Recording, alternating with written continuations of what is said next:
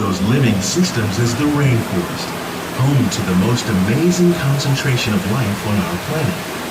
These dense and beautiful forests cover only a tiny portion of the Earth's surface, but they contain more than half of its plant and animal species.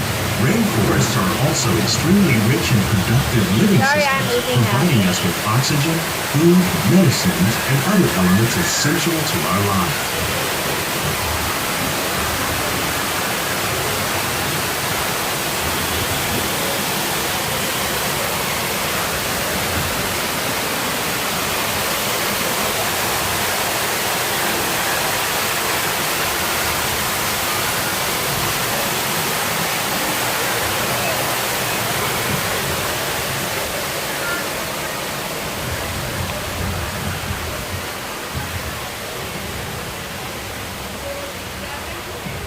Narinig mo ba na may fire sa Amazon? In the desert, nature has created a very different, but no less beautiful living system. And while this arid landscape may seem lifeless, it is very much alive. The plants and animals that have learned to survive in these harsh conditions make use of what little water they can find and avoid the scorching rays of the relentless sun.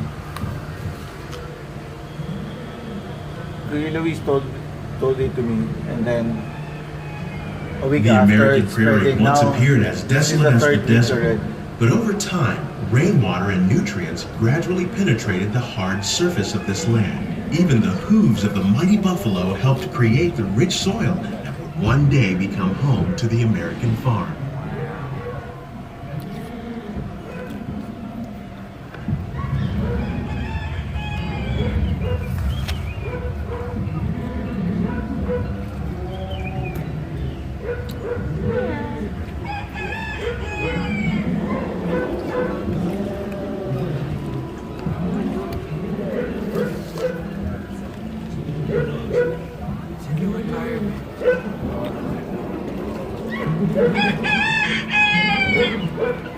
Of all the forces at work on the land, humans have Each other evolved and most they profound were. effects. The They're need saying to each produce other. food for a growing world led to the enormous use and sometimes overuse of the land. In our search for more efficient ways to grow food, we often fail to realize the impact of our methods.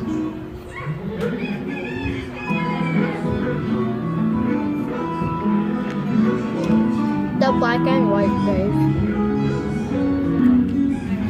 Today, we're learning to live with the land, discovering better ways to grow food that will assure both human and environmental well-being.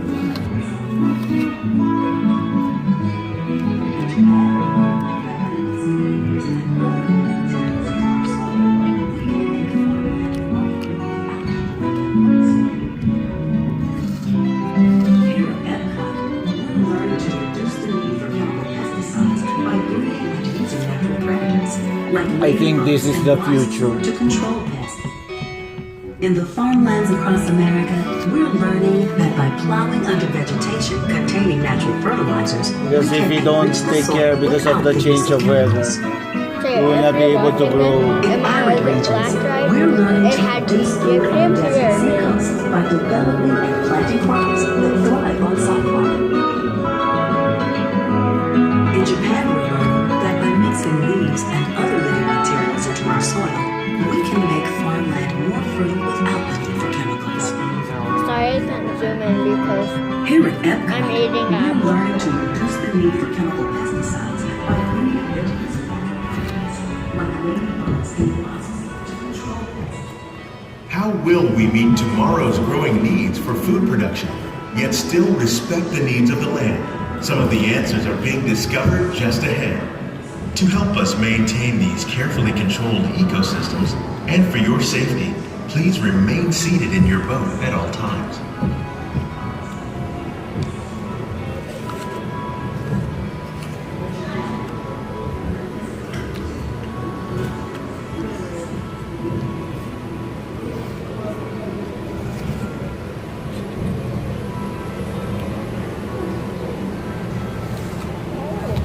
Welcome to our living laboratory, where scientists from Epcot and the U.S. Department of Agriculture are exploring innovative ways to produce bountiful harvests now and into the future.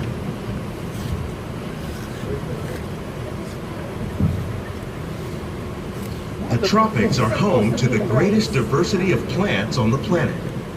Many of these, like papaya, bananas, cacao, coffee, and rice, are well known around the world.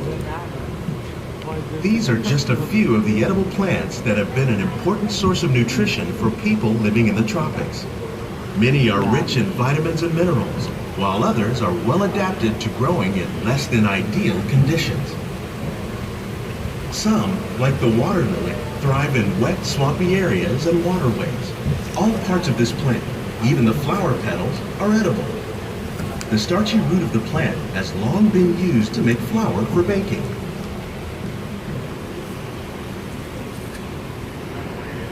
One day, many of these lesser-known tropical plants may be as important as the bananas growing on both sides of the boat. More than 28 million tons of bananas are eaten annually, making it the most popular fruit in the world.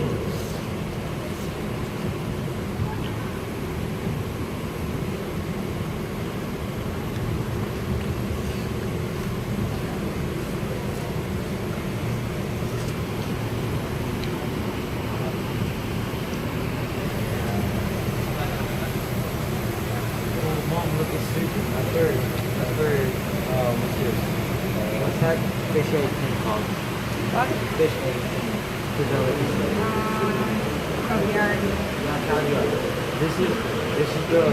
When we mention farming, you probably don't think of fish.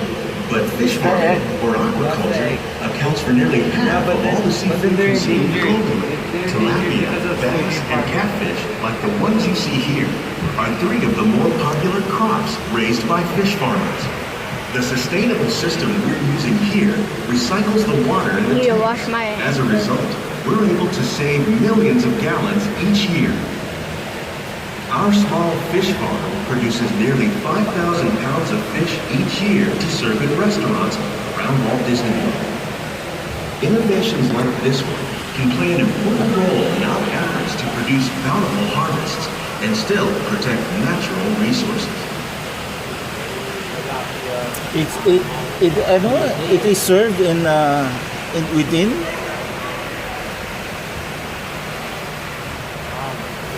Look, it's tilapia. Did you hear that? They breed their own. They serve it as a food here.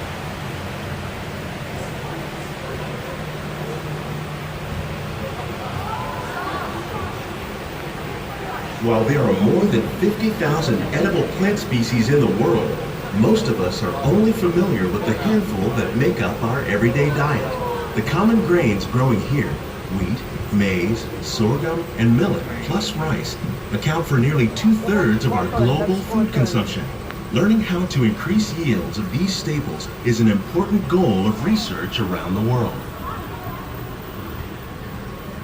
Pomegranate.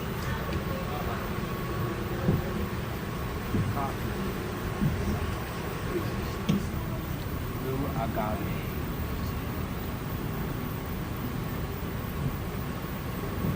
Oh, they're growing Mickey Mouses here too.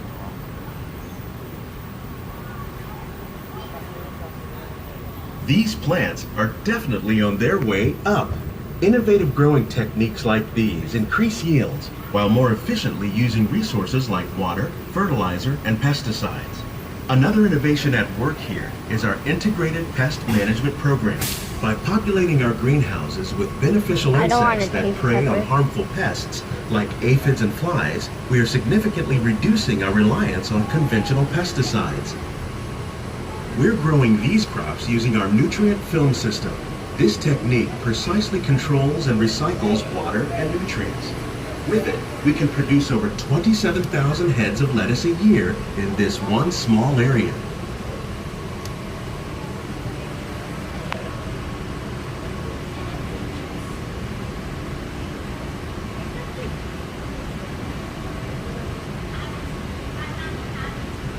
This is very wise. Very, very wise. It's like self-sustaining. Some of our best ideas have been inspired by nature, like these fruit and vegetable trees. By growing these ground plants vertically, we can increase yields and better control diseases. These crops taste as good as they look. In fact, we serve more than 15 tons of produce from our greenhouses in restaurants here at the land every year. And then very good idea.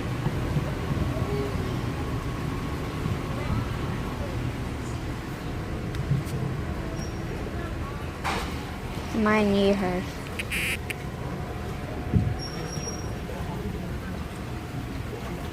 Galing, galing, galing.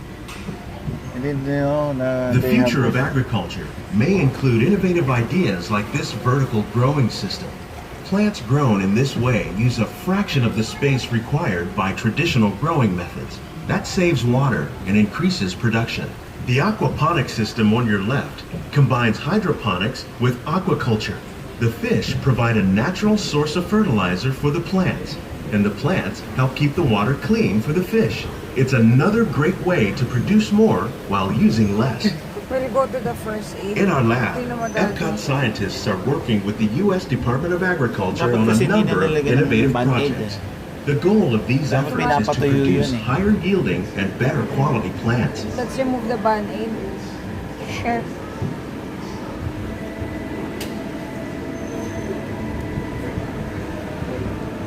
Ang lahi-lahi sa bituka eh.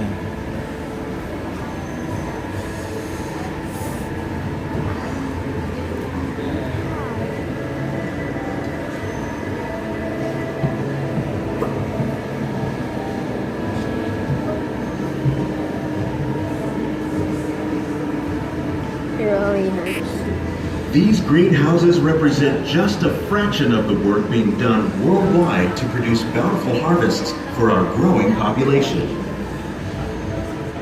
Scientists, farmers, and even backyard gardeners are doing their part to improve the quantity and quality of foods that we all rely upon. Together, we can continue to find more ways to increase food production and protect our precious natural environment. Only then will we truly be living with the land.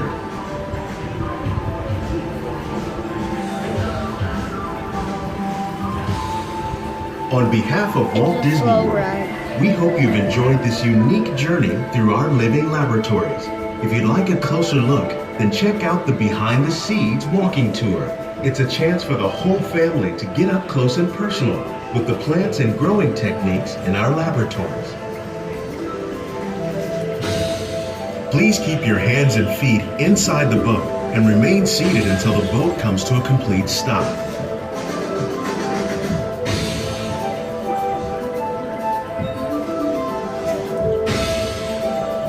It's really so, but that's the end.